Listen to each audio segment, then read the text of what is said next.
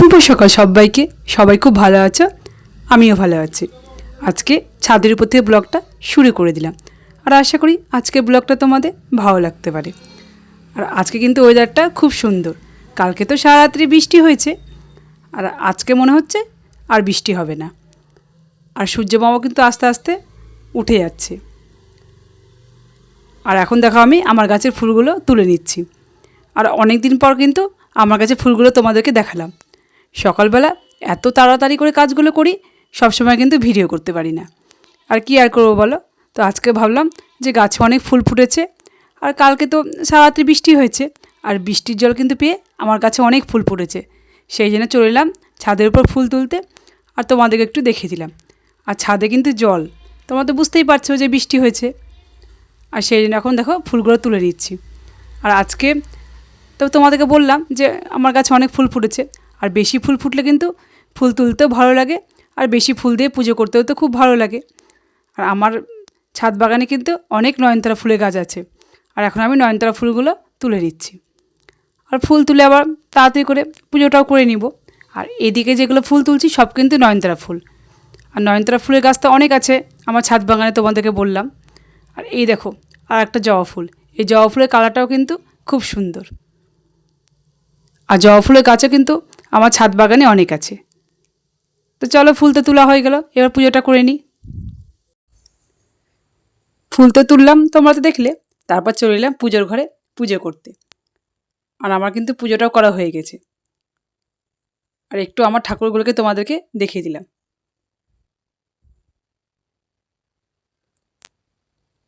চলো, এবার পুজোটা তো হয়ে গেল, এবার রান্নাঘরে ঢুকে যাব। আর কি রান্না করব সেটাও কিন্তু আমি তোমাদেরকে দেখাবো।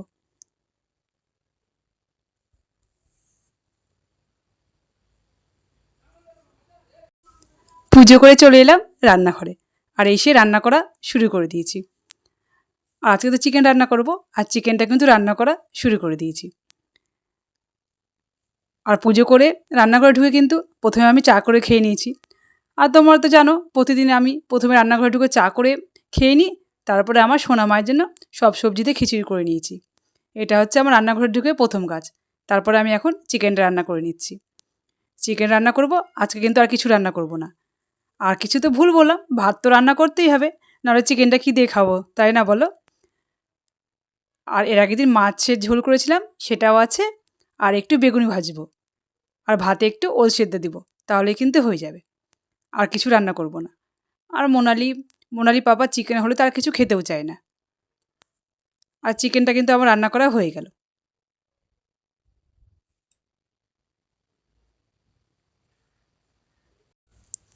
আমার তো চিকেন রান্নাটা করা হয়ে গেল। আর তোমাদের কাছে গল্প করলাম যে আমি ভাতে ওল সেদ্ধ দিয়েছি। ওলটা কিন্তু খুব সুন্দর সেদ্ধ হয়েছে। আর এখন আমি ওল সেদ্ধটা মাখিয়ে নিচ্ছি। আমার তো ওল সেদ্ধ খেতে খুবই ভালো লাগে। ভাত দিয়ে মাখিয়ে ওল সেদ্ধ খেতে আমার এত ভালো লাগে, আর অন্য কোনো তরকারি খেতে ইচ্ছে করে না যদি ওল সেদ্ধ হয়ে যায়।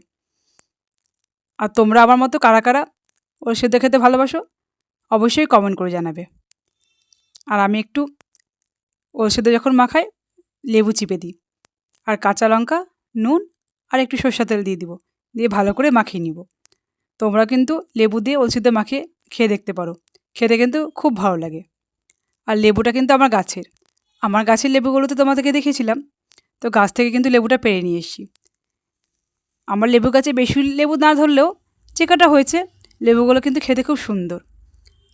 আর নিজের গাছে যে কটাই হোক না কেন, গাছে যখন ফল হয় খুব ভালো লাগে। আর এই দেখো ওল সেদ্ধটা মাখানো হয়ে গেল, আর এখন একটু বেগুনি ভেজে নিব। আমার তো ওল সেদ্ধটা মাখানো হয়ে গেল, আমি কিন্তু খাবারগুলো নিয়ে নিয়েছি। আর তোমাদেরকে তো বললাম যে একটু বেগুনি ভাজবো, বেগুনিটা ভেজে নিয়েছি। এই যে চিকেন, বেগুনি আর মাছের ঝোলটা তোমাদেরকে তো বললাম এর আগের দিন করেছিলাম ছিল, সেটাও নিয়ে নিয়েছি। ওল সেদ্ধ আর লেবু। এখন খাবারটা খেয়ে নিই, পরে আবার তোমাদের সঙ্গে কথা বলবো। আমার তো খাবার খাওয়া হয়ে গেল। আর আমার সোনামা নিজের খাবার কাকে খাইয়ে দেয় দাঁড়াও তোমাদেরকে দেখাচ্ছি।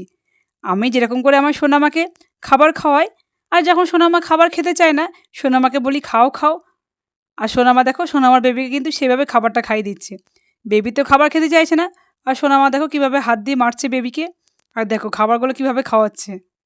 আমার সোনামার সারাদিন এরকম করে দুষ্টুমি চলতে থাকে। আর আমার সোনামা কিন্তু অনেক বড় হয়ে গেছে আর অনেক কিছু বুঝতে শিখে গেছে। দেখেছ কি সুন্দর করে সোনামার বেবিকে খাবারটা খাইয়ে দিচ্ছে। সারাদিনই কিন্তু সোনামার দুষ্টুমি এরকমভাবে চলতে থাকে।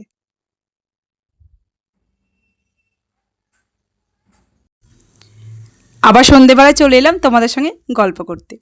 তোমাদেরকে তো বললাম যে আজকে সকাল থেকে আর বৃষ্টির দেখা নেই। সন্ধেবেলা কিন্তু আবার বৃষ্টি আরম্ভ হয়ে গেছে।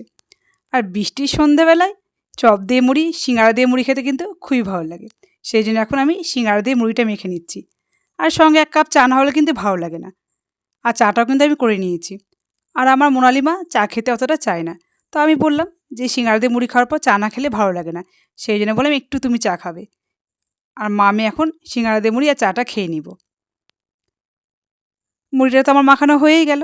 আর এখন আমরা খেয়ে নিব। তোমাদেরকে তো আমার আসল কথাটাই বলা হয়নি। এতক্ষণ ধৈর্য ধরে যারা আমার ভিডিওটা দেখলে প্লিজ আমার ভিডিওটাতে একটা লাইক করে দিও। আর যদি আমার ভিডিওটা তোমাদের ভালো লেগে থাকে তাহলে অবশ্যই কমেন্ট করে জানাবে। তোমাদের সুন্দর সুন্দর কমেন্টগুলো পড়তে আমার খুবই ভালো লাগে। আর অনেক নতুন বন্ধু আমার পরিবারে এসছো। আমিও ঠিক সময় মতো তোমাদের কাছে চলে যাব। সবাই ভালো থেকো, সুস্থ থেকো। তোমাদের সঙ্গে দেখা হবে নতুন একটা ভিডিওতে। সবাইকে টাটা।